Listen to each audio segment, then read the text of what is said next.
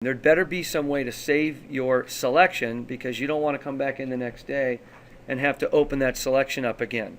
So you're going to go up to Select, Save Selection. Please notice that right now I'm not able to click on Load Selection because there's no selection that has been saved before to load.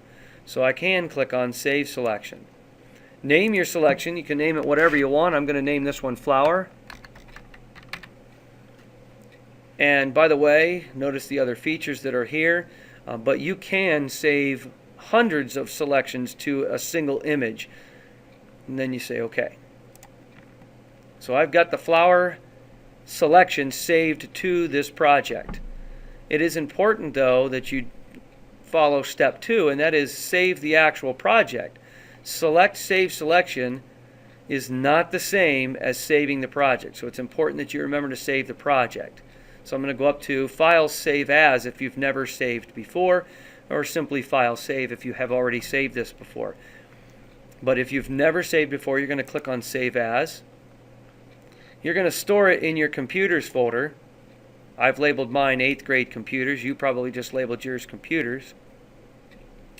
It's important that you name it. I'm going to have you name this first project as Black and White.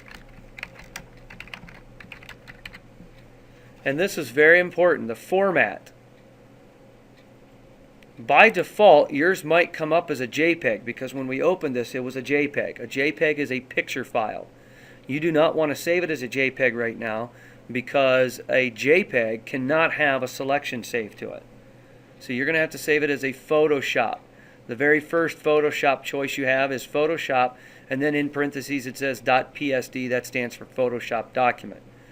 Don't mistakenly save it as a Photoshop PDF. A PDF is a read-only file. All you can do is look at it. You can't do anything to it. So you're going to want to save it as a Photoshop document. Making sure that you're in your Computers folder, that you've named it what you intended to name it, and that you've saved it as the format Photoshop, you can then say Save. Now I'm not going to save because I don't want to save this, but you need to save it. The next day when you walk in, and you go to your U Drive Computers folder to open up your Photoshop documents. I have mine, it's called B&W, Black and White. And you go to open it up the next day, that selection is not going to be there. If you did the two-step process to saving, select Save Selection and then File Save or Save As, you should be able to go the next day to Select Load Selection. Pick the selection that you're trying to open that time. In this case, I only have one selection. And say OK, and that selection reappears. From here, you can continue to improve your selection.